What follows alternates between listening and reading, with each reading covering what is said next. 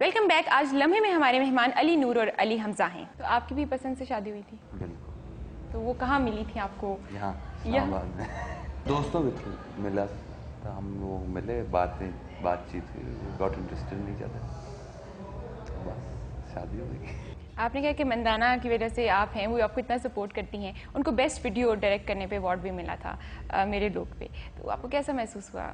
आसमान पे पहुंच गया था, बहुत खुश था, बहुत ज़्यादा खुश था। मैं इनको हमेशा थोड़ा सा अंडर एस्टिमेट करता हूँ, तो कहीं तो मुझे कभी भी सही मेरी वैल्यू का अंदाज़ा नहीं करते हो। मैं कहता हूँ मैं करता हूँ, सिर्फ तुम्हें बताता नहीं।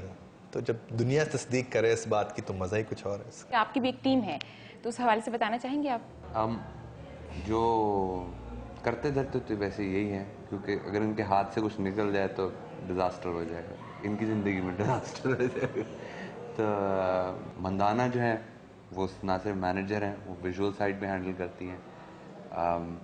अली नूर इज़ द टेक्निकल पर्सन। इनकी टेक्निकल एक्सपर्टीज़ के बगैर हम आगे बढ़ नहीं सकते। ऑब्वियसली सारे क्योंकि सब कुछ टेक्नोलॉजी डिपेंडेंट है, तो जब तक इनकी तरफ से वो टेक्निकल कंस्ट्रेंट्स हमें नहीं मिलते हैं तो उसके बगैर हम आगे क्रिएटिव काम भी नहीं शुरू कर सकते हैं।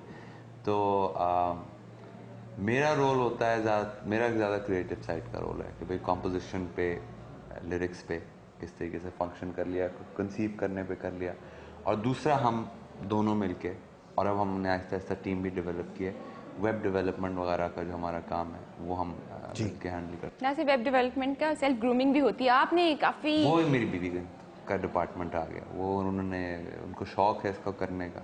तो हमारी जो इमेज, अब पहले तो हम लोग को इतना उसके बारे में सीरियस नहीं होते थे, पहले मंदाना भी इन्वॉल्व थी, मगर मंदाना भी हमारी तरह की मलंग नहीं है at the end of the day. उनकी भी बड़ी प्रिम एंड प्रॉपर, को पता है सब क्या मॉडर्न क्या होता है, तो वो इन्वॉल्व होती है, वो आके सब पता है उनको।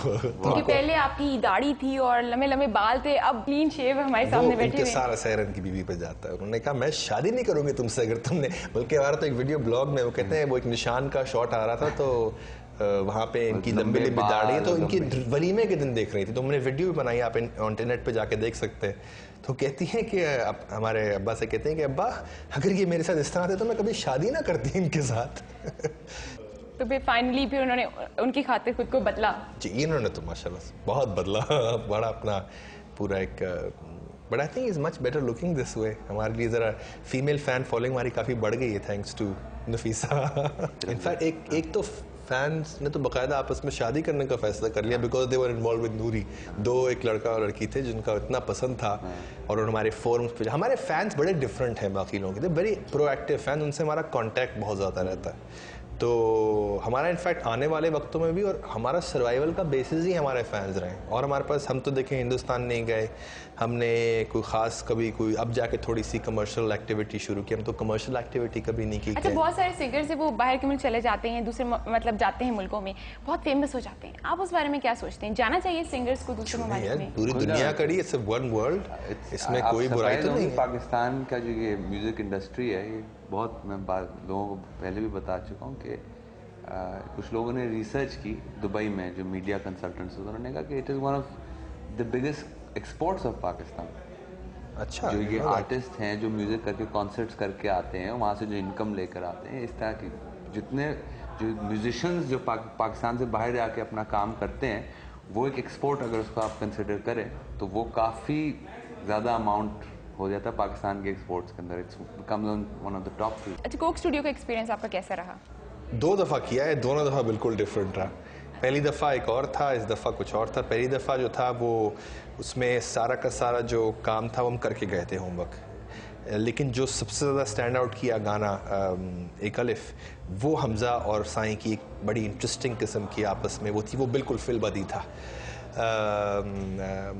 उसमें हमें मौका मिला ये देखने का कि Coke Studio as a platform कितनी अमेजिंग और कितनी अनयूजुअल है आज के दौर में, आज के वक्त के हिसाब से, लेकिन कितना अमेजिंग मॉडल है जिसको और बहुत सारे लोगों को कॉपी करना, एम्यूलेट करना चाहिए। बहुत है हमारे नज़दीक, बिकॉज इस दफ़ा हमारे वालिदैन ने हमारे साथ परफॉर्म किया है, और ये मेरी हमेशा से ख्वाहिश थी। तो उस ख्वाहिश की सिर्फ इस दफ़ा हमको एक वो उसकी पहली दफ़ा मौका मिला है, तो वो हमारे लिए बहुत अनयूजुअल एक्सपीरियंस रहा।